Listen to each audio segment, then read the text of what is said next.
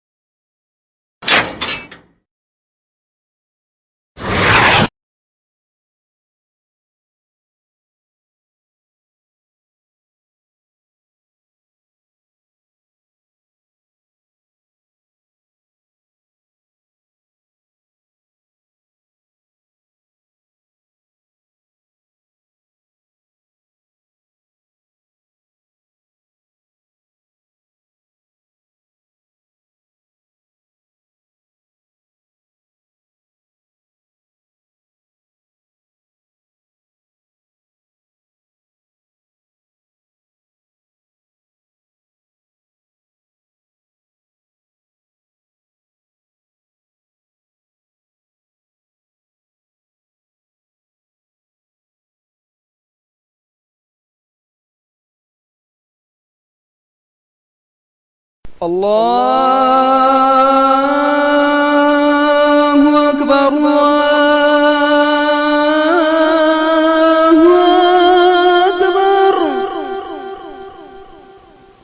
اللہ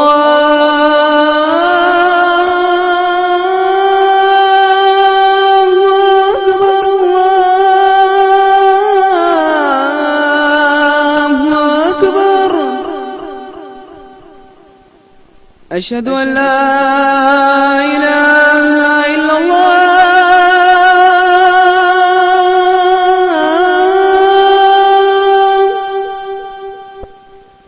أشهد أن لا إله إلا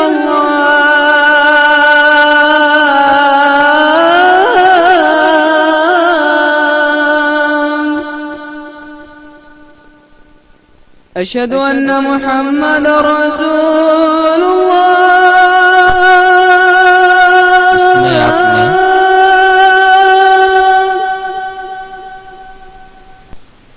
قرآن حکیم کا پہلا پارہ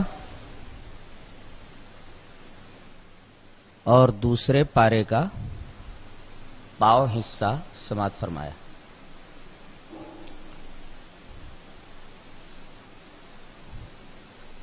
پہلے سورہ فاتحہ پڑھی گی،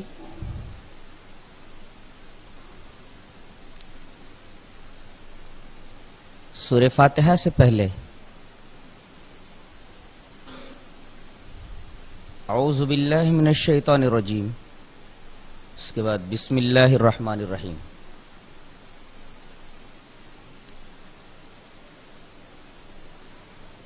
اللہ تبارک و تعالی نے سورہ نحل میں ارشاد فرمایا ہے فَإِذَا قَرَأْتَ الْقُرْآنَ فَاسْتَعِذْ بِاللَّهِ مِنَ الشَّيْطَانِ الرَّجِيمِ، کہ جب تم قرآن پڑھنے کا ارادہ کرو تو اعوذ باللہ من الشیطان الرجیم پڑھ لیا کرو۔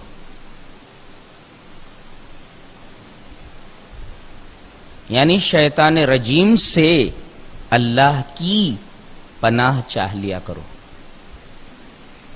اس کے بعد بسم اللہ الرحمن الرحیم پڑھی جائے.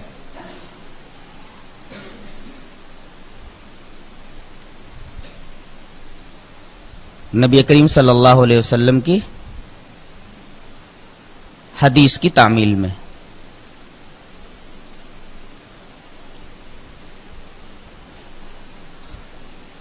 اعوذ باللہ من الشیطان الرجیم پہلے کیوں ہے اور بسم اللہ الرحمن الرحیم بعد میں کیوں ہے؟ وجہ یہ ہے کہ دفع مضرت جلب منفعت پر مقدم ہوا کرتا ہے. نہیں سمجھے؟ دفع مضرت کا مطلب ہوتا ہے تکلیف کا دور کرنا، اور جلب منفعت کا مطلب ہوتا ہے نفع کا حاصل کرنا. تو پہلے ضرر رساں چیزوں کو دور کرنے کی اپنے سے اللہ تبارک و تعالی کے حضور درخواست کرو، اور اس کے بعد جو نفع طلب کرنا ہے وہ کرو.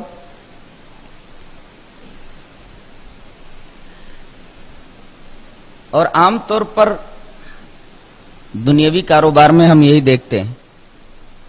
مثلا جب کھیت میں بیج ڈالنا ہوتا ہے تو پہلے ہم کھیت کو خس و خاشاک سے پاک کرتے ہیں، یہ ہے دفع مضرت.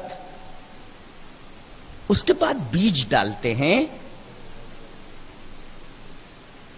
فصل کی امید میں، یہ ہے جلب منفعت. تو دنیاوی اعتبار سے بھی دفع مضرت مقدم ہے جلب منفعت پر. غور کیا کرتا تھا میں کہ اللہ تبارک و تعالی نے یہ کیوں فرمایا ہے کہ جب تم قرآن پڑھنے لگو تو شیطان رجیم سے اللہ کی پناہ مانگ لیا کرو، پناہ چاہ لیا کرو. وجہ کیا ہے؟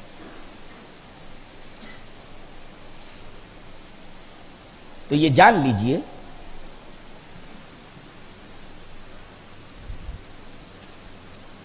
کہ شیطان انسان کا کھلا ہوا دشمن ہے. وہ ایسے ایسے دام فریب بچھاتا ہے کہ اگر انسان کو اس دام فریب کا علم نہ ہو تو اس میں پھنس جائے.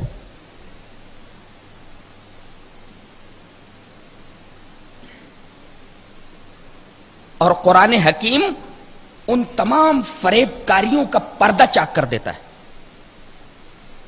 جن جن تدبیروں کے ذریعے شیطان انسان کو گمراہ کرتا ہے ان تمام تدبیروں، ہیلوں اور فریب کاریوں کو قرآن حکیم میں بیان کر دیا گیا ہے. اب کوئی آدمی قرآن حکیم کو سمجھ کر اگر پڑھ لے تو اسے شیطان کے سارے فریب، سارے ہیلے، گمراہ کرنے کی ساری تدبیروں کا علم ہو جائے گا. اسی وجہ سے شیطان یہ چاہتا ہے کہ انسان کو قرآن ہی سے دور کر دو. بڑے بدنصیب ہیں وہ لوگ جو یہ پروپیگنڈا کرتے پھرتے ہیں کہ قرآن سب کی سمجھ میں نہیں آتا. قرآن کو سمجھنے کے لیے بہت سارے علوم کی ضرورت ہے. در حقیقت یہ جراثیم ان کے ذہن میں شیطان نے ڈالے ہیں. مقصد یہ ہے کہ لوگوں کو قرآن حکیم سے دور کر دیا جائے. اب جب وہ قرآن کریم پڑھیں گے نہیں تو شیطان کے بچھائے ہوئے جالوں سے اپنے آپ کو کیسے بچا سکتے ہیں؟ اس مقام پر مجھے حضرت حذیفہ ابن یمان رضی اللہ تعالیٰ عنہ سے مروی ایک روایت جسے امام مسلم رحمۃ اللہ علیہ کتاب الامارہ میں لائے ہیں یاد آ گئی. حضرت حذیفہ فرماتے ہیں کہ لوگ رسول اللہ صلی اللہ علیہ وسلم کے پاس آ کر کے خیر کے بارے میں سوال کرتے تھے اور میں شر کے بارے میں سوال کرتا تھا اس ڈر سے کہ کہیں میں شر میں مبتلا نہ ہو جاؤں. یہ حدیث بتا رہی ہے کہ جہاں یہ جاننا ضروری ہے کہ خیر کیا ہے وہیں یہ جاننا ضروری ہے کہ شر کیا ہے. جہاں یہ جاننا ضروری ہے کہ توحید کیا ہے وہیں یہ جاننا ضروری ہے کہ شرک کیا ہے. جہاں یہ جاننا ضروری ہے کہ سنت کیا ہے وہاں یہ جاننا ضروری ہے کہ بدعت کیا ہے. اگر بدعت کے بارے میں علم نہیں ہوگا تو آپ بدعتوں میں ملوث ہو جائیں گے, گرفتار ہو جائیں گے. شرک کے بارے میں علم نہیں ہوگا, شرک میں گرفتار ہو جائیں گے. تو شیطان کی سب سے بڑی خواہش یہ ہے کہ انسان کو قرآن سے دور کر دے تاکہ اس کے بچھائے ہوئے جالوں سے لوگوں کو واقفیت نہ ہو. اسی وجہ سے اللہ تبارک و تعالی نے یہ حکم دیا کہ جب تم قرآن حکیم پڑھنے کا ارادہ کرو تو اعوذ باللہ من الشیطان الرجیم پڑھ لیا کرو تاکہ تمہیں وہ قرآن کریم سے دور نہ کر دے, قرآن حکیم سے تم کو ہٹا نہ دے, اس سے تم کو بیزار نہ کر دے. اس کے بعد بسم اللہ الرحمن الرحیم. نبی کریم صلی اللہ علیہ وسلم کا ارشاد علی ہے کہ جو شخص کوئی بھی امر ذی بال, کوئی بھی اہم کام کرنے لگے اور وہ بسم اللہ سے اس کام کو نہ شروع کرے, وہ کام ابتر رہتا ہے اور دم بریدہ رہتا ہے, ناتمام رہتا ہے. اور قرآن حکیم پڑھنے سے بڑا امر ذی بال اور کیا ہو سکتا ہے؟ لہذا اس کے لیے بھی بسم اللہ الرحمن الرحیم پڑھ لیا جائے. سوال یہ پیدا ہوتا ہے کہ اعوذ باللہ من الشیطان الرجیم اور بسم اللہ الرحمن الرحیم یعنی تعوذ اور بسملہ, اعوذ باللہ من الشیطان الرجیم اور بسم اللہ الرحمن الرحیم, تعوذ اور بسملہ دونوں قرآن حکیم کی قرات کے وقت پڑھنا واجب ہے یا مستحب ہے؟ اس میں دو گروہ ہیں فقہا کے. بعض لوگوں نے کہا کہ واجب ہے پڑھنا, بعض لوگوں نے کہا مستحب ہے, لیکن زیادہ تر لوگ اس کے وجوب کی طرف گئے ہیں کہ پڑھنا واجب ہے. نماز میں بسم اللہ الرحمن الرحیم کو سورہ فاتحہ کے شروع میں زور سے بھی کبھی پڑھ لیا جائے اور کبھی دھیرے پڑھ لیا جائے, اس لیے کہ دونوں روایتیں اس تعلق سے آئیں. بسم اللہ الرحمن الرحیم میں اللہ تبارک و تعالی کا جو نام ہے اللہ, اس کے ساتھ اس کی دو صفتیں آئی ہیں, رحمان اور رحیم. جب بندہ کہتا ہے بسم اللہ الرحمن الرحیم تو وہ یہ دعا کرتا ہے کہ اے اللہ میں یہ کام شروع کر رہا ہوں تیرے نام سے اور تیری ان دو صفتوں کے حوالے سے, رحمان اور رحیم. رحمان در حقیقت اللہ تبارک و تعالی کی سب سے عظیم صفت ہے. سب سے عام صفت تو صفت ربوبیت ہے, لیکن سب سے اعلی درجے کی صفت صفت رحمان. جب بندہ الرحمن الرحیم بولتا ہے گویا اللہ تبارک و تعالی سے دعا کرتا ہے کہ اے اللہ مجھے علم میں کمال عطا کر, اور جب رحیم بولتا ہے تو کہتا ہے اے اللہ مجھے عمل میں کمال عطا کر. اس لیے کہ اگر آدمی کو علم میں کمال نہ ہو تو ٹھیک طریقے سے اس کام کو نہیں کر سکتا, اور کوئی عمل کرے اور کامل طریقے سے نہ کرے تو اس کام کے جو بہتر نتائج ہوتے ہیں وہ نتائج وہ حاصل نہیں کر سکتا. مثلا کوئی لڑکا علم طب پڑھتا ہے, ڈاکٹری پڑھتا ہے, اگر اچھی طریقے سے وہ علم نہ پڑھے, گہرائی سے ڈاکٹری کی کتابوں کا مطالعہ نہ کرے, اس علم میں کمال نہ حاصل کرے تو اچھا ڈاکٹر بن پائے گا؟ سوال ہی نہیں, مریض کو مار ڈالے گا وہ. تو علم ناقص یہ خود اس کے حق میں بھی مضر ہے اور دوسرے لوگوں کے حق میں بھی مضر ہے. اور عمل اگر کامل نہ کرے تو اس کی مثال ایسے ہے جیسے آپریشن کر کے کینچی اسی کے اندر ڈال کر کے ٹانکے لگا دے, لیگیشن کر دے. تو جب بندہ کہتا ہے بسم اللہ الرحمن الرحیم تو کہتا ہے اے اللہ میں تیرے ان دو ناموں کے حوالے سے دو چیزیں مانگتا ہوں، ایک تو کمال علم اور دوسرے کمال عمل۔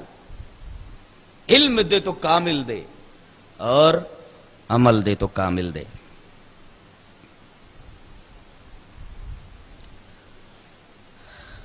سورہ فاتحہ کے اندر 7 آیتیں ہیں، تو آپ کو معلوم۔ اس کے بعد یہ جاننا ضروری ہے کہ اس میں کتنی باتیں کہی گئی ہیں۔ اس میں 10 باتیں کہی گئی، 5 کا تعلق اللہ سے ہے اور 5 کا تعلق بندوں سے ہے۔ الوہیت کا تعلق اللہ سے، جو الحمدللہ سے ظاہر ہے۔ الوہیت کا تعلق کہ معبود وہی ہے، الوہیت کا تعلق اللہ سے۔ ربوبیت کا تعلق اللہ سے، رب العالمین۔ رحمانیت کا تعلق اللہ سے، رحیمیت کا تعلق اللہ سے، مالکیت کا تعلق اللہ سے۔ یہ 5 اللہ کے لیے۔ 5 چیزیں بندوں کے لیے کون سی ہیں؟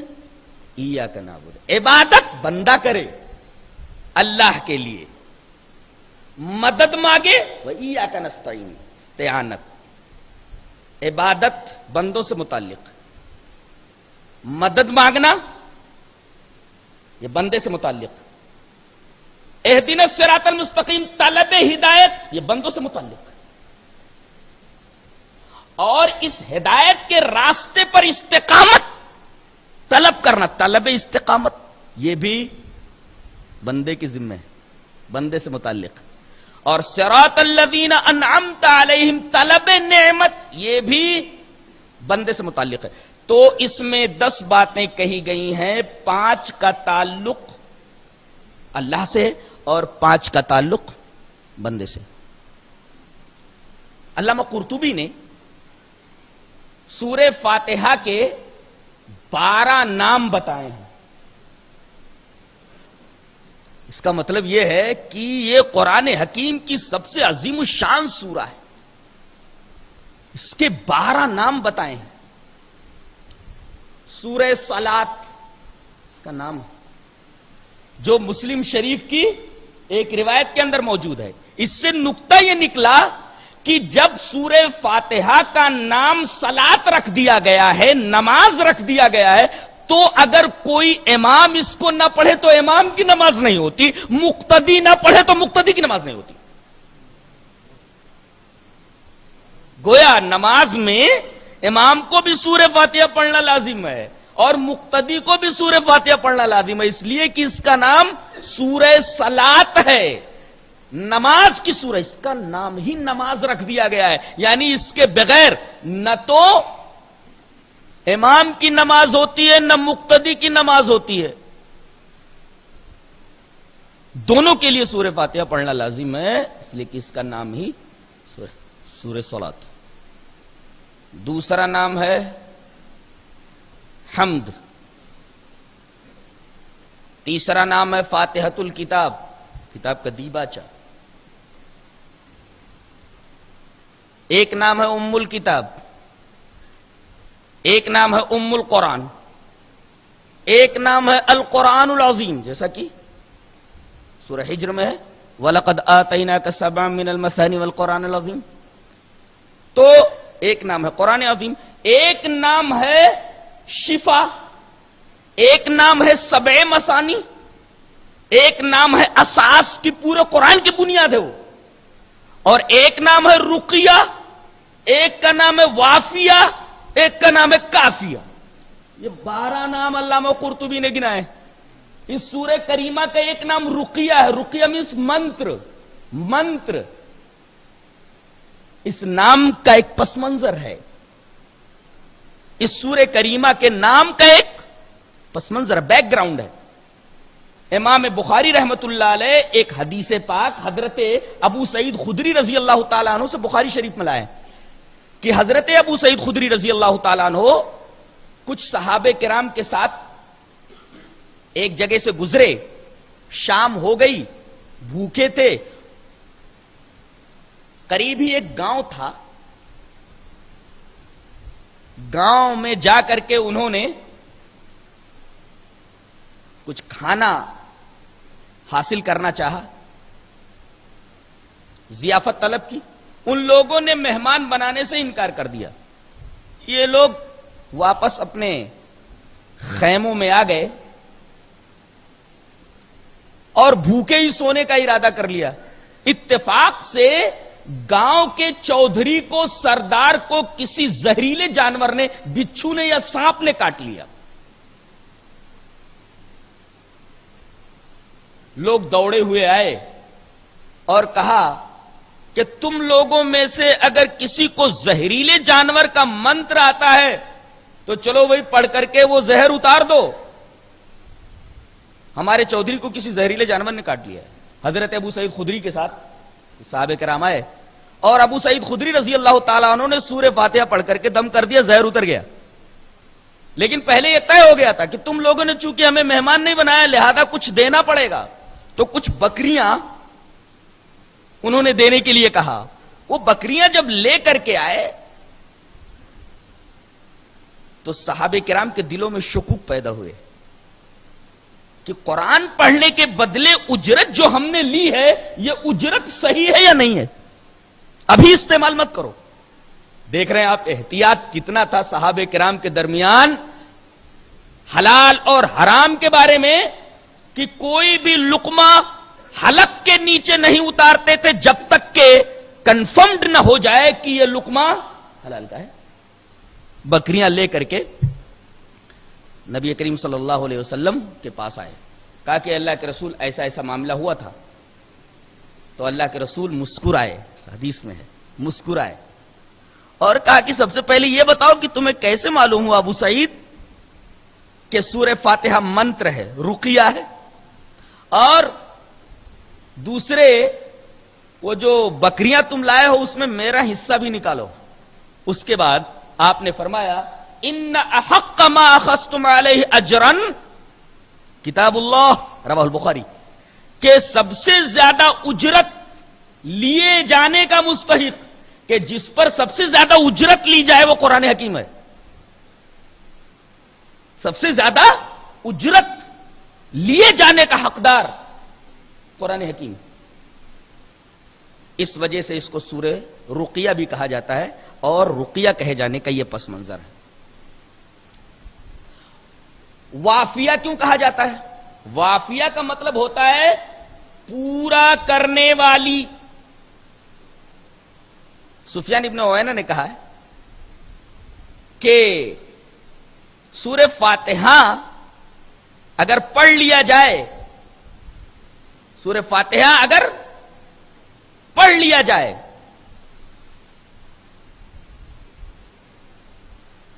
اس میں ایک بات اور بھی قابل غور ہے کہ آپ کسی بھی سورہ کریمہ سے 2 آیت پڑھ لیں، 3 آیت پڑھ لیں، پڑھ سکتے ہیں. لیکن سورہ فاتحہ اگر آپ کو پڑھنی ہے نماز میں تو پوری پڑھنی ہے. سورہ فاتحہ کی تقسیم نہیں ہوتی، اس وجہ سے اس کو وافیہ کہا گیا. اور کسی بھی سورہ کی 2 آیت، 1 آیت، 3 آیت پڑھ سکتے ہیں، لیکن سورہ فاتحہ کا نام وافیہ ہے، اس کی تقسیم نہیں ہوتی. آدھی آپ پڑھ لیں نہیں چلنے والا ہے، پوری پڑھنی ہے آپ کو، اس وجہ سے اس کو وافیہ کہتے ہیں. اس کا ایک نام کافیہ ہے. کافیہ اس وجہ سے ہے کہ دوسری صورتیں اس کا بدلہ نہیں ہو سکتی اور یہ دوسری صورتوں کے لیے کفایت کرتی ہے، اس وجہ سے اس کا نام کافی ہے. اور سورہ شفا اس کو کیوں کہا گیا ہے؟ اس لیے کہ اس میں مسلمانوں کے لیے بھی شفا ہے اور غیر مسلموں کے لیے بھی شفا ہے. اس لیے کہ جن کے اوپر حضرت ابو سعید خدری نے سورہ فاتحہ پڑھ کر دم کیا تھا وہ غیر مسلم تھے. پتہ یہ چلا کہ یہ شفا ہے مسلمانوں کے لیے بھی اور غیر مسلموں کے لیے بھی. یہ بھی مسئلہ معلوم ہوا کہ غیر مسلم کے اوپر بھی دم کیا جا سکتا ہے، اور اگر غیر مسلم اس طریقے کی تکلیف میں مبتلا ہو تو جا کر کے دعا کر دینا چاہیے.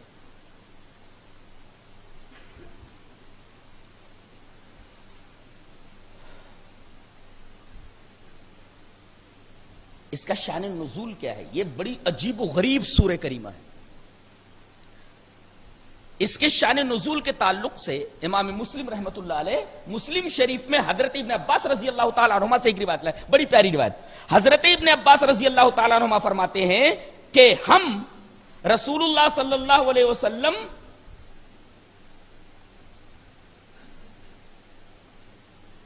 کے بارے میں یہ جانتے ہیں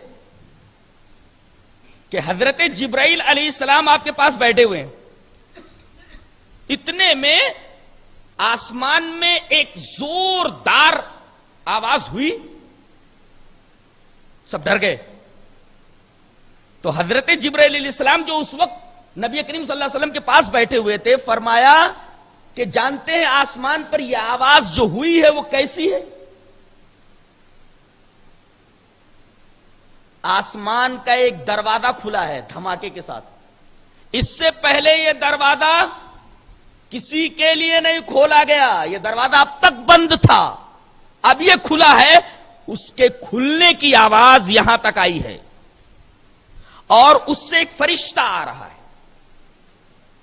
تھوڑی ہی دیر میں وہ فرشتہ آ کر کے نبی کریم صلی اللہ علیہ وسلم کی خدمت میں حاضر ہوا، سلام کیا اور کہا کہ اللہ تبارک و تعالی نے آپ کو 2 نور عطا کیے ہیں، ایک تو سورہ فاتحہ پوری کی پوری اور دوسرے سورہ بقرہ کی آخری آیات کے. ان دونوں نوروں میں سے کسی کے ذریعے اگر آپ اللہ تبارک و تعالی سے کوئی چیز طلب کریں گے تو اللہ تبارک و تعالی وہ چیز ضرور پوری کرے گا. یہ اس کا شان نزول ہے کہ حضرت جبرائیل بیٹھے ہوئے ہیں، ایک دوسرا فرشتہ لے کر کے وہ دونوں نور آ رہا ہے.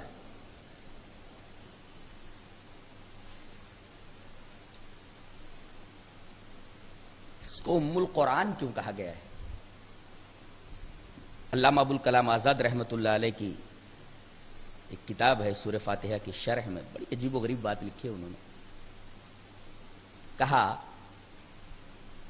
کہ کسی بھی شریعت کا دار و مدار 4 چیزیں ہوا کرتی. ایک تو اللہ تبارک و تعالی کی ذات اور صفات کا صحیح تصور. قوموں میں جو عقیدے کے اعتبار سے بگاڑ آیا ہے، یہ بگاڑ جانتے ہیں کس وجہ سے آیا، اس کا سبب کیا تھا؟ اللہ تبارک و تعالی کی ذات و صفات کا صحیح طریقے سے تصور ان کے پاس نہیں تھا. تو اللہ کی ذات و صفات کا صحیح تصور، ٹھیک تصور، یہ پہلی چیز. دوسری چیز اللہ تبارک و تعالیٰ کے قانون مجازات کا اعتقاد. یعنی قانون مجازات کا اعتقاد کیا مطلب؟ یعنی جیسے دنیا میں ہر شے کا ایک اثر ہوتا ہے نا، دودھ کا ایک اثر ہوتا ہے، طاقت ہوتی ہے. شہد کا ایک اثر ہوتا ہے، سنکھیا کا زہر کا ایک اثر ہوتا ہے، آدمی مر جاتا ہے. دنیا کے اندر کوئی چیز ایسی نہیں ہے جس کا کوئی نہ کوئی اثر ہو. اسی طریقے سے آدمی کے ہر عمل کا ایک اثر ہوتا ہے. اچھا عمل کرے گا تو اس کا اچھا اثر، اور برا عمل کرے گا تو برا اثر. اس کے کچھ آثار نیک و بد دنیا میں بھی دکھا دیے جاتے ہیں اور پورا بدلہ ان آثار نیک و بد کا قیامت کے دن دیا جائے گا. تو یہ ہے قانون مجازات کا اعتقاد کہ اچھا کرو گے تو اچھا بدلہ ملے گا، برا کرو گے تو برا بدلہ. خدا کی ذات اور صفات کا ٹھیک تصور، اللہ کے قانون مجازات کا اعتقاد. اور تیسرے معاد کا یقین کہ موت کی سرحد پر سارا معاملہ ختم نہیں ہوتا، بلکہ موت کے بعد اصل زندگی شروع ہوتی ہے. جیسے اقبال نے کہا نہیں، موت کو سمجھا ہے غافل اختتام زندگی، ہے یہ شام زندگی صبح دوام زندگی. موت کی سرحد پر سارا معاملہ ختم نہیں ہوتا. حقیقت یہ ہے کہ یہاں عارضی زندگی کی شام ہوتی ہے اور وہیں سے ابدی اور ہمیشہ کی زندگی کا آغاز ہوتا ہے، اس کی شروعات ہوتی ہے. اور جو کچھ اس دنیا میں اس نے کیا ہے، مرنے کے بعد اس کا بدلہ اسے ملنے والا ہے. آپ کو سن کر یہ عجیب لگے گا کہ یہ دنیا بالکل امتحان ہال کی طرح ہے. اب آپ بتائیے کہ امتحان ہال میں بچے جب پہنچ جاتے ہیں دروازے بند کر دیے جاتے ہیں، مخصوص پیپرز ہوتے ہیں وہ دے دیے جاتے ہیں. کچھ مخصوص سوالات ہوتے ہیں، انہی کو حل کرنا ہوتا ہے. بتاؤ، وہیں پر رزلٹ آؤٹ کیا جاتا ہے کہ وہاں پرچے جمع کر لیے جاتے ہیں. بچے جب ایگزام ہال سے نکلتے ہیں اس کے بعد ایگزام ہال کے باہر رزلٹ کا نتیجہ سنایا جاتا ہے، رزلٹ سنایا جاتا ہے، نتیجہ ظاہر کیا جاتا ہے. ایگزام ہال کے اندر نتیجہ نہیں سنایا جاتا. ایگزام ہال کے اندر سوالات و جوابات کے پرچے لے لیے جاتے ہیں، ایگزام ہال کے باہر نتیجہ سنایا جاتا ہے. ایسے ہی یہ دنیا ایگزام ہال ہے، یہاں کچھ مخصوص سوالات دیے گئے ہیں ہمیں حل کرنے کے لیے. مرنے کے بعد اس دنیا سے دوسری جگہ جب ہم منتقل ہوں گے، دوسرے عالم میں منتقل ہوں گے، وہاں نتیجہ سنایا جائے گا. یہ تو عقل بھی بولتی ہے کہ ایگزام ہال کے اندر نتیجہ نہیں سنایا جاتا، ایگزام ہال کے باہر جو دنیا ہے اس کے اندر نتیجہ سنایا جاتا ہے. تو یہ دنیا ایگزام ہال کی طرح یہاں نتیجہ نہیں سنایا جاتا، مرنے کے بعد جو اصل زندگی ہے، اصل عالم ہے، وہاں نتیجہ سنایا جاتا ہے. خدا کی ذات اور صفات کا ٹھیک ٹھیک تصور، اللہ کے قانون مجازات کا اعتقاد، معاد کا یقین، مرنے کے بعد زندگی ہے، اور یہاں جو کچھ آدمی نے اچھا برا کیا اس کا نتیجہ اس عالم کے اندر اسے سنایا جائے گا. چوتھی چیز، فلاح دارین کی راہ اور اس کی پہچان. کیا پہلے پہچانو کہ راستہ کون سا ہے. بعض لوگ کہتے ہیں جس بھی راستے سے جاؤ پہنچو گے وہیں. نہیں، راستہ ایک ہے اور منزل بھی ایک ہے. کہتے ہیں اس راستے سے جاؤ تب بھی وہیں پہنچو گے، اس راستے سے جاؤ تب بھی وہیں پہنچو گے، اس راستے سے جاؤ تب بھی وہیں پہنچو گے. نہیں، دونوں گھروں، دنیا اور آخرت، دونوں کی فلاح کی راہ کیا ہے؟ فلاح دارین کی راہ کون سی ہے؟ نام بتاؤ. اور اس کی پہچان کیا ہے؟ ایک تو راہ کا نام بتاؤ، وہ راہ کون سی ہے؟ بتایا گیا صراط مستقیم نام ہے. اہدنا الصراط المستقیم، یہ ہے نام اس راستے کا.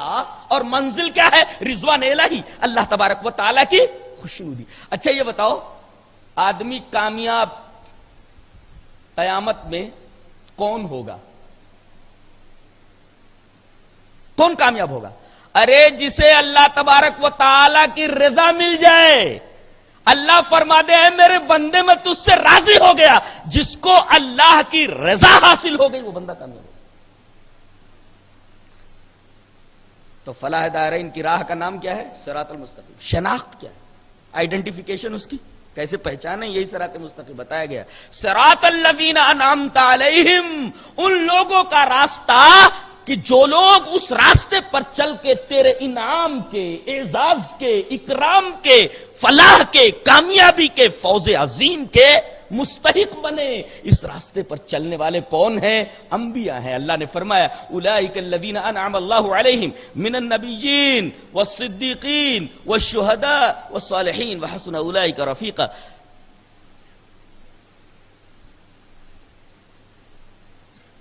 علامہ ابن قیم کی ایک کتاب میں پڑھ رہا تھا، تہذیب مدارج السالکین شرح ایاک نعبد و ایاک نستعین.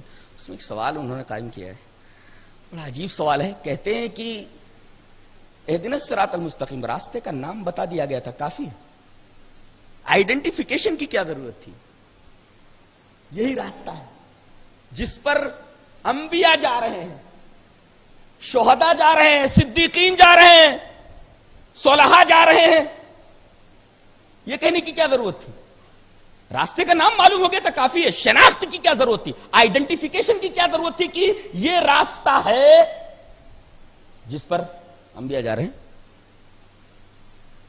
صدیقین اور شہداء اور صالحین جا رہے ہیں. کہتے ہیں کہ غور کرو کہ آپ کسی راستے پر چل رہے ہوں اور آپ کو ایسا لگے تھوڑی دور چلنے کے بعد ارے میں تو تنہا ہوں اس راستے پر. اب بتائیے، سب سے پہلے آپ کے دل میں گھبراہٹ شروع ہوگی. ارے میں جس راستے پر چل رہا ہوں یہ راستہ تو بالکل پرخطر ہے اور اس راستے پر میں تنہا ہوں. تو پہلے دل میں خوف پیدا ہوگا، اور دل میں جب خوف پیدا ہوگا تو قدم سست پڑ جائیں گے. نہیں، اس کی مثال حضرت نے یہ دی ہے علامہ ابن قیم نے کہ فرض کرو ایک راستے پر ایک ہرن دوڑتا جا رہا ہے، بہت تیز رفتار جانور ہے، چیتا ہی اسے پکڑ سکتا ہے، اور وہ بھی ایک خاص رفتار اختیار کرنے کے بعد، بہت تیز رفتار جانور ہے، ایک راستے پر جا رہا ہے، لیکن اگر اسے معلوم ہو جائے، احساس ہو جائے کہ میرے پیچھے چیتا ہے، تو جانتے ہیں اس کی رفتار میں تھوڑی کمی آ جائے گی۔ کیسے؟ وہ یوں دیکھے گا کتنی دور ہے ابھی وہ، کتنی دور ہے ابھی وہ، پیچھے مڑ مڑ کر کے دیکھے گا، اتنا وقت لگ جائے گا اسے آگے بڑھنے میں تاخیر کے لیے۔ جتنا پیچھے مڑ کر کے دیکھے گا، ایک تو وہ گھبراہٹ میں مبتلا رہے گا، اور دوسرے گھبراہٹ میں مبتلا ہونے کی وجہ سے دائیں بائیں آگے پیچھے دیکھے گا تو اس کی رفتار میں تو فطری طور پر نیچرلی سستی آنے ہی والی۔ اس کا مطلب یہ ہے کہ اگر آدمی کسی راستے پر چل رہا اور اسے احساس ہو جائے کہ میں تنہا ہوں تو اس کی رفتار سست پڑ جائے گی، لیکن اگر اسے پتا چلے ہرن کو کہ آگے ہرنوں کا گول جا رہا ہے، وہ بہت تیز رفتاری سے دوڑے گا۔ اس صراط مستقیم کے سالک کو بھی اگر یہ معلوم ہو جائے کہ آگے کچھ لوگ جا رہے ہیں تو دیکھو، ایک تو اس کا ڈر ختم ہو جائے گا کہ میں اس راستے پر تنہا نہیں ہوں، بہت سارے لوگ آگے جا رہے ہیں، اور دوسرے اس کی رفتار میں تیزی آ جائے گی کہ آگے بڑھ کر کے تیز رفتار ہو کر کے تیز رفتاری سے میں ان کا ساتھ پکڑ لوں۔ اس وجہ سے آئیڈینٹیفیکیشن کی ضرورت پڑی، شناخت کی ضرورت پڑی کہ راستے کا نام کافی نہیں ہے، بلکہ پتہ لگاؤ کہ راستہ کون سا ہے۔ نام کافی نہیں ہے، پتہ لگاؤ۔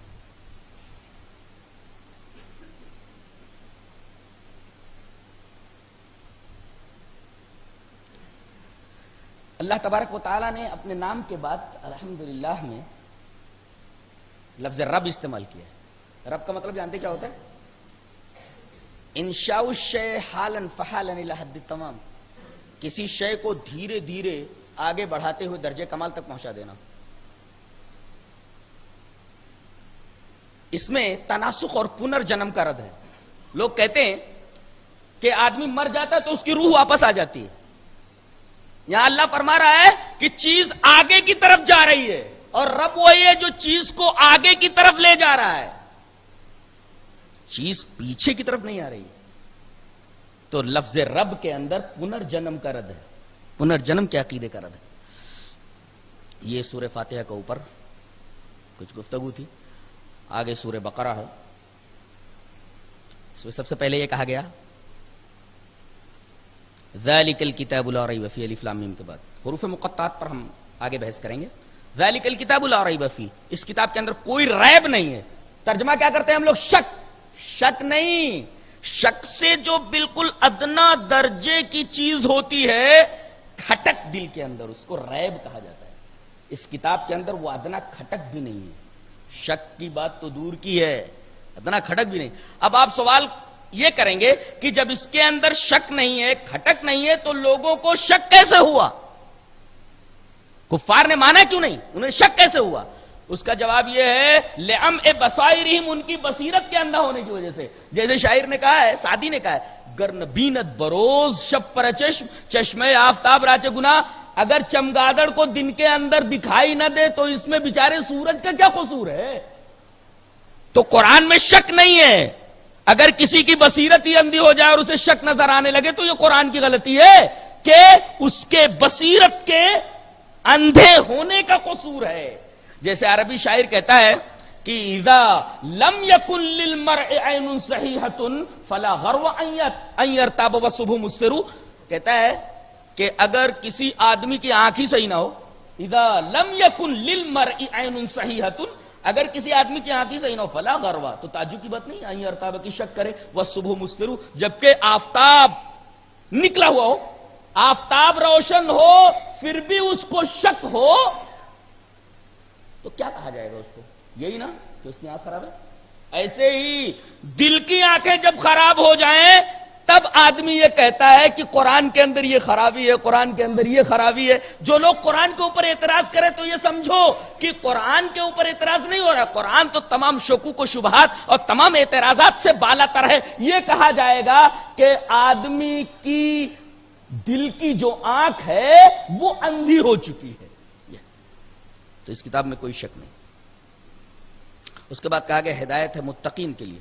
سوال یہ ہے کہ ایک جگہ کہا گیا ہدی للناس، تمام لوگوں کے لیے ہدایت ہے، یہاں صرف متقین کے لیے ہدایت کی بات کہی گئی ہے۔ ہاں پوری دنیا والوں کے لیے ہدایت ہے، لیکن یہ بولو کہ کسی آدمی کو پیاس لگی ہوئی ہو اور رٹے پانی پانی پانی، واٹر واٹر واٹر، پیاس بجھ جائے گی؟ پیاس بجھتی اس کی؟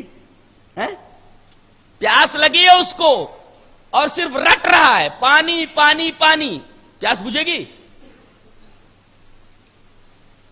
پیاس بجھنے کے لیے ضروری کہ پانی پیے۔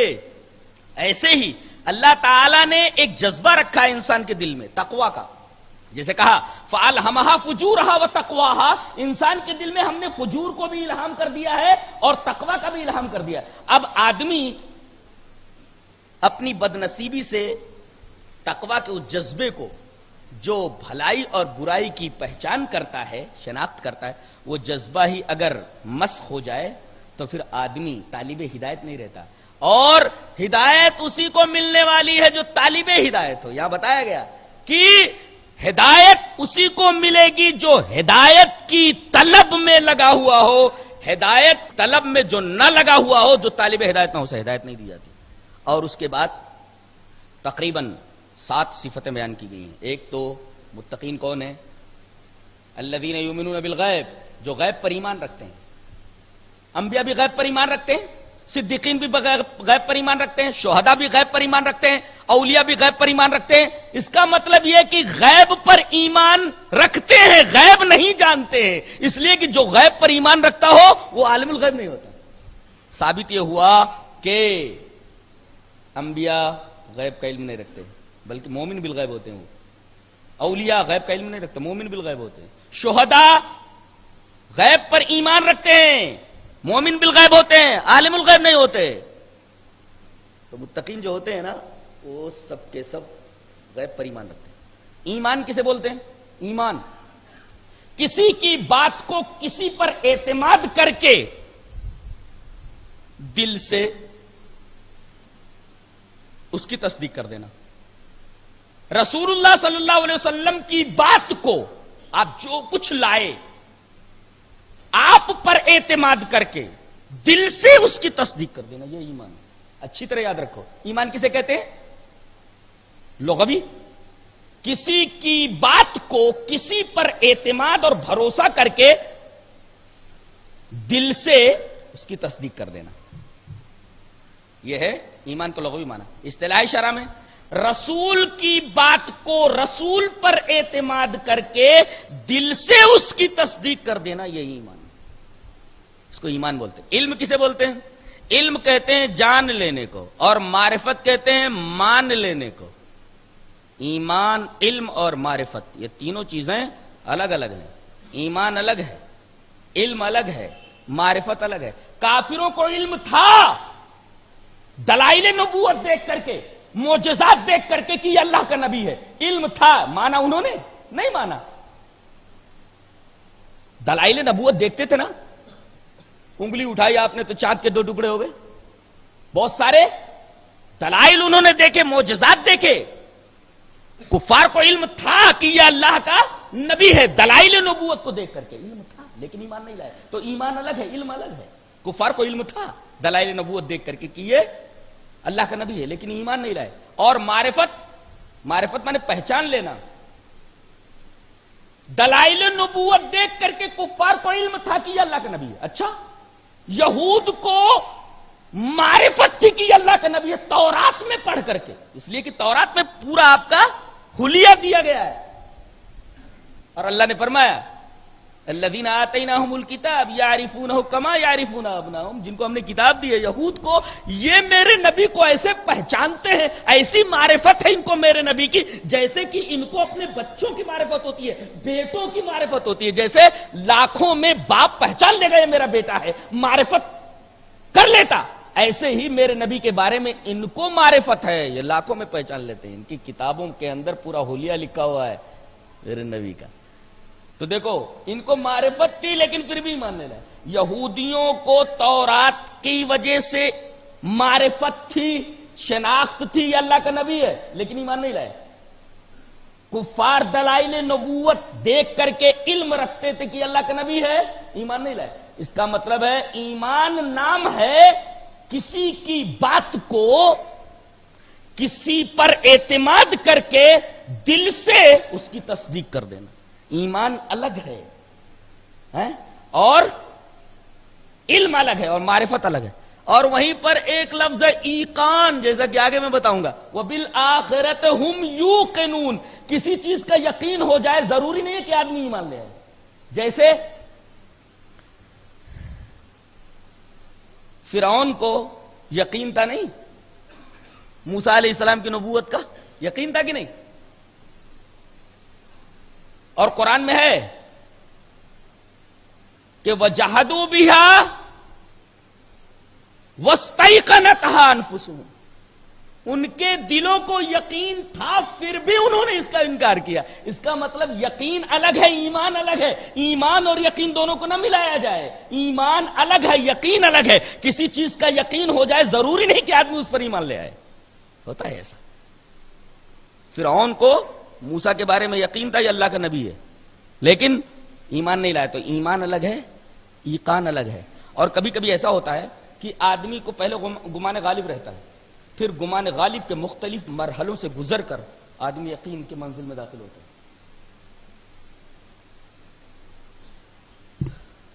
تو الذین یؤمنون بالغیب، غیب پر ایمان رکھتے، ویقیمون الصلاۃ، نماز قائم کرتے، ومما رزقناہم ينفقون، ہم نے جو روزی دی ہے اس میں سے خرچ کرتے. غور کیا آپ نے؟ ایک قوم ہے، ایک فرقہ ہے، وہ کہتا ہے کہ عقائد مدار نجات ہے، اعمال مدار نجات نہیں. اور بعض لوگ کہتے ہیں کہ عمل ایمان میں داخل نہیں. یہاں دیکھیے الذین یؤمنون بالغیب کہہ کر اقامت صلاۃ اور ایتاء زکات کا ذکر کیا گیا. اس کا مطلب اعمال ایمان میں داخل ہیں. تو پہلی صفت وہ غیب پر ایمان رکھتے ہیں، دوسرے نماز قائم کرتے ہیں، تیسرے زکات دیتے ہیں. اچھا، اور چوتھی صفت والذین یؤمنون بما انزل الیک، جو کتاب آپ پر نازل ہوئی ہے اور جو وحی خفی کے ذریعے حدیث جو آپ پر نازل ہوئی ہے اس پر وہ ایمان رکھتے ہیں، یعنی قرآن پر اور حدیث.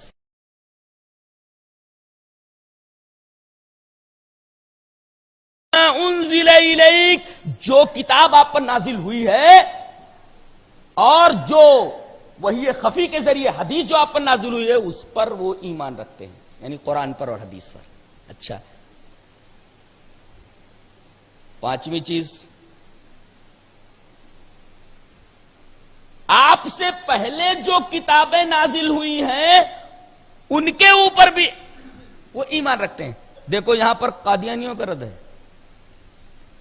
آپ سے پہلے جو کتابیں نازل ہوئی ہیں، اس کا مطلب اگر آپ کے بعد بھی کوئی نبی آنے والا ہوتا اور اس کے اوپر کوئی کتاب اترنے والی ہوتی تو یہ کہا جاتا کہ اس پر ایمان رکھتے ہیں جو آپ سے پہلے نازل ہوئی کتابیں، اور آپ کے بعد جو کتابیں نازل ہوں گی من بعدک نہ کہہ کر کے من قبلک پر اکتفا کرنا در حقیقت اس بات کی دلیل ہے کہ نبوت آپ پر ختم ہو چکی ہے اور آپ کے بعد کوئی نبی بھی آنے والا نہیں اور آپ کے بعد کوئی کتاب بھی اترنے والی نہیں ہے. چھٹی چیز وبالآخرۃ ھم یوقنون، جو آخرت پر یقین رکھتے ہیں. چھٹی صفت. اور تقوی لے لیجئے جو پہلے ہے، در حقیقت یہ کامیابی کے 7 مدارج ہیں. اگر یہ چیزیں کسی کی زندگی میں آ جائیں، کیا؟ تقوی، ایمان بالغیب، نماز کا قائم کرنا، زکات کا دینا، قرآن پر ایمان رکھنا اور انبیاء کرام کے اوپر اترنے والی کتابوں کا یقین رکھنا، آخرت پر یقین رکھنا، یہ ساری کی ساری چیزیں جو کل 7 ہوئیں، یہ کسی کی زندگی میں آ جائیں تو اللہ تبارک و تعالی نے مزدہ سنایا، اولئک علی ھدی من ربہم، یہ اپنے رب کی طرف سے ہدایت پر ہیں، اولئک ھم المفلحون، یہ کامیاب ہیں، اپنے رب کی طرف سے ہدایت پر ہیں اور کامیاب یہ لوگ ہیں۔ 7 چیزیں جس کی زندگی میں آ جائیں وہ اپنے رب کی طرف سے ہدایت پر ہے اور وہ کامیاب ہے۔ پہلے مومنوں کا تذکرہ ہوا، اس کے بعد 2 آیتوں کے اندر کافروں کا ذکر ہے، 2 آیتوں کے اندر کافروں کا ذکر ہے۔ بتایا گیا کہ چاہے آپ ان کو ڈرائیں یا نہ ڈرائیں، خاص آدمی مراد ہیں، یہاں چند لوگ مراد ہیں، جیسے ابو جہل ہے، ابو لہب ہے۔ اس کے بعد یہ کہا گیا ختم اللہ علی قلوبہم، اللہ نے ان کے دلوں پر مہر لگا دیا ہے۔ اللہ مہر نہیں لگاتا کسی کے دل پر، اللہ کسی کے دل پر مہر نہیں لگاتا۔ یہاں اللہ کا کسی کے دل پر مہر لگانے کا مطلب یہ ہے کہ ایمان کی باتیں اس کے سامنے پیش کی جاتی رہیں اور وہ برابر انکار کرتا رہے، برابر انکار کرتا رہے، تو ایک مرحلہ ایسا آتا ہے کہ اس کے دل کے اوپر زنگ لگ جاتا ہے، اسی کو ختم کہتے ہیں، مہر کہتے ہیں، مہر کہتے ہیں۔ گویا کہ یہ جو مہر لگی ہے یہ اس کے بدعملیوں کی سزا ہے، سزا کے طور پر وہ مہر اس کے دل پر لگ گئی ہے اور مجازن اللہ کی طرف اس کی نسبت کر دی گئی۔ تو 2 آیتوں میں مشرکین کا تذکرہ ہے، کافرین کا تذکرہ ہے، اور اس کے بعد 13 آیتوں کے اندر منافقین کا تذکرہ ہے۔ منافقین کے بارے میں ایک بڑی عجیب سی بات کہی گئی، فی قلوبہم مرض، یہ بڑی خطرناک بات ہے۔ فی قلوبہم مرض، ان کے دلوں میں مرض ہے۔ اچھا آپ بولو کہ مرض کسے کہتے ہیں؟ مرض، بیماری، سکنس، کیا بولتے ہیں؟ مرض، مرض کسے بولتے ہیں؟ مرض کہتے ہیں کوئی چیز اپنا فطری عمل چھوڑ دے، مریض ہو جاتا ہے۔ کڈنی اپنا کام کرنا بند کر دے، جو فطری عمل ہے اس کا، بیمار ہو جاتی ہے۔ دل، جو اس کا فطری عمل ہے، جو نیچرل ورکنگ ہے، وہ بند کر دے، بیمار ہو جاتا ہے۔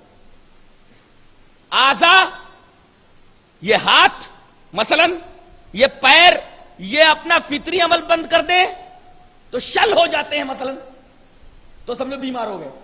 تو کوئی چیز اپنا نیچرل ورکنگ، اپنا فطری کام چھوڑ دے تو بیمار ہو جاتا۔ بتایا گیا کہ دل، اللہ تعالی نے انسان کا دل اس طرح بنایا ہے کہ اس میں توحید ودیت کر دی ہے، جیسا کہ حدیث میں ہے کل مولودی یولد علی الفطرہ، ہر بچہ توحید کے اوپر پیدا ہوتا ہے۔ یہ تو ماحول اس کو جو ملتا ہے، مجوسی ماحول، نصرانی ماحول، یہودی ماحول، یہ ماحول کے رنگ میں رنگ جاتا ہے، مجوسی ہو جاتا ہے، نصرانی ہو جاتا ہے، یہودی ہو جاتا ہے۔ یعنی دل کا جو فطری ورک تھا، فطری جو کام تھا، اس نے کرنا بند کر دیا، دل مریض ہو گیا۔ یہ بیماری مادیات میں بھی ہے اور یہ بیماری روحانیات میں بھی ہے۔ اعضاء اپنا کام بند کر دیں تو وہ بیمار ہو جاتے ہیں۔ اسی طرح روحانیات میں دل جس کے اندر ودیت کی ہوئی ہے توحید، اگر وہ اپنا فطری کام جس پر سے پیدا کیا گیا چھوڑ دے، فطری کام، نیچرل ورکنگ، بیمار ہو جاتا ہے۔ اسی طریقے سے یہ منافق ہیں، یہ بیمار ہیں، ان کے دل بیمار ہیں، فی قلوبہم مرض، ان کے دلوں میں بیماری گھس گئی، فطری عمل جو ہے دل کا وہ ختم ہو گیا، دل نے فطری عمل چھوڑ دیا۔ تو پہلے مومنوں کا تذکرہ ہوا، پھر اس کے بعد 2 آیتوں میں کافروں کا تذکرہ ہوا، اس کے بعد 13 آیتوں کے اندر منافقین کا تذکرہ ہوا۔ اور منافقین کی 2 قسمیں بتائی گئی ہیں۔ ایک منافق تو وہ ہیں جو اپنے نفاق کے اوپر، کفر کے اوپر سختی سے جمے ہوئے ہیں اور اسلام کا اور ایمان کا جو اظہار کرتے ہیں اپنی جان بچانے کے لیے یا تو پھر دنیاوی مفاد کے لیے. اور دوسرے قسم کے جو منافقین ہیں وہ اسلام کی حقانیت دیکھ کر اسلام کی طرف بڑھتے تو ہیں لیکن اسلام کے اندر اسلام کے راستے میں آنے والی جو مشکلات ہیں اس کو دیکھ کر کے پیچھے ہٹ جاتے ہیں. یہ دو قسم کے منافقین. اس کے بعد اللہ تبارک و تعالی نے توحید کا بیان شروع کیا. یا ایھا الناس اعبدوا ربکم الذی خلقکم، اے دنیا کے تمام انسانوں تم اپنے رب کی عبادت کرو. اور رب کی عبادت ہی کیوں کرنا ہے؟ اس لیے کہ اللہ تعالی نے فرمایا یہ چیزیں سب میں نے کی. آسمان کو چھت بنایا، زمین کو بچھونا بنایا، آسمان سے پانی نازل کیا وغیرہ وغیرہ. یہ کون کرتا ہے؟ یہ میں کرتا ہوں، کوئی اور نہیں کرتا، لہذا میں ہی عبادت کا مستحق ہوں. تو دو آیتوں کے اندر اللہ تبارک و تعالی نے توحید کا بیان فرمایا، توحید کے دلائل دیے. اس کے بعد رسالت کا بیان کیا دو آیتوں میں کہ اگر اس میرے نبی کے بارے میں تمہیں شک ہے کہ یہ میرا رسول نہیں ہے تو اس کو پرکھ لو نا.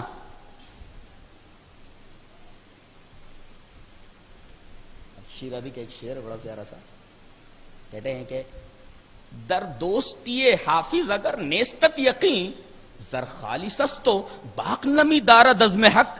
بولتا ہے کہ اگر حافظ کی دوستی پر تجھے یقین نہیں ہے تو سونا خالص ہے، کسوٹی رکھی ہوئی ہے، گھس کر دیکھ لے سونا ہے کہ پیتل ہے. تو اگر میرے نبی کی نبوت اور رسالت کے اوپر تمہیں یقین نہیں ہے تو ایسا کرو، سونا تو خالص ہے، کسوٹی کے اوپر گھس کر دیکھ لو نا. زر خالص تو باق نمی دارد از میں حق، سونا خالص ہے، کسوٹی رکھی ہوئی ہے، گھس کر دیکھ لو معیار کے اوپر، پتہ چل جائے گا یہ پیتل ہے یہ سونا ہے. اگر تم یہ کہتے ہو کہ یہ جھوٹا نبی ہے، پیتل مانتے ہو اس سونے کو، تو کسوٹی موجود ہے نا. کون سی کسوٹی؟ جس پر کس کر دیکھنا ہے، گھس کر دیکھنا ہے. قرآن ہے نا.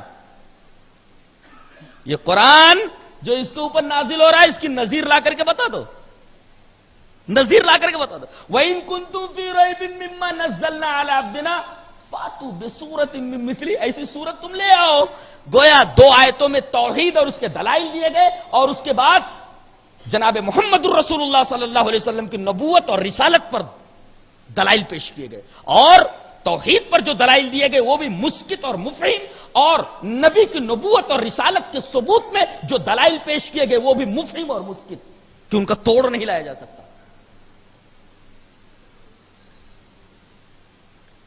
اب ظاہر ہے کہ آپ توحید و رسالت کو مان لیں گے، مسلمان بن جائیں گے، ایمان والے بن جائیں گے، تو اس کا فائدہ بھی بتانا چاہیے نا. تو تھوڑا سا فائدہ بتا دیا گیا. کیا فائدہ بتایا گیا؟ کہ جنت میں پھل بہت اچھے اچھے ملیں گے اور اس میں پاک بیویاں ہوں گی. تو جنت کا تذکرہ ہوگا کہ جنت ملے گی. اس کے بعد اللہ تبارک و تعالی نے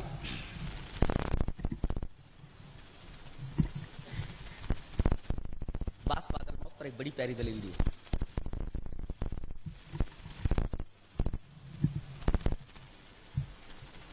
کیف تکفرون باللہ وکنتم امواتا فاحیاکم ثم یمیتکم ثم یحییکم ثم الیہ ترجعون.